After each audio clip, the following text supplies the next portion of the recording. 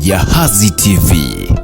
Nilipokea simu kutoka kwa sheha wangu wa shehia ya Kengeja akiniambia kwamba kuna chombo kimeokotwa baharini ikiwa kina watu ambao hawajui, lakini baadaye aliniambia kwamba watu hawa wanakisiwa kwamba si raia wa hapa kwa sababu hawawezi kuongea Kiswahili. Kwa hiyo mimi nikamjulisha kamanda wangu wa uhamiaji wa kesi zao za kiuhamiaji ili tuende katika hilo tukio. Kwa bahati tumekwenda na kamanda wangu wa uhamiaji, tumefika kwenye tukio kwa wakati kabisa. Tukifika ndio kwanza watu wakawa sasa chombo kinafika bandarini.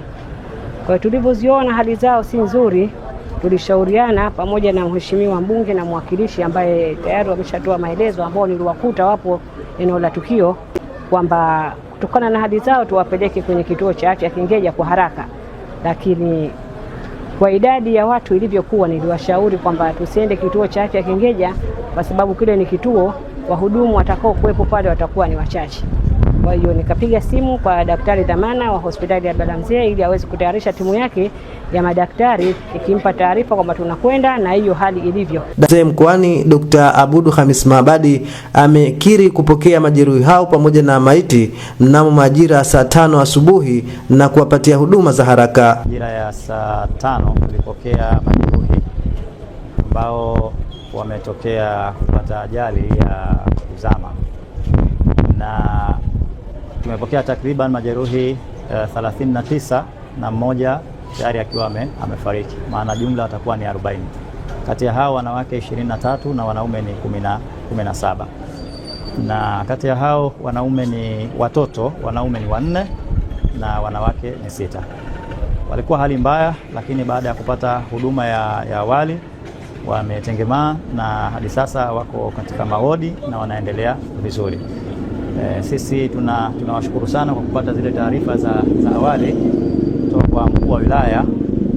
Tukaweza kujitayarisha vizuri kwa dharura hii na tukaweza kuwahudumia. Chombo kimezama na kuna watu wameokotwa, kwa hiyo kwa sasa zoezi linaendelea kwa upande wa bandarini katika hatua za kuokoa na kuwapeleka hospitali ya mkoani.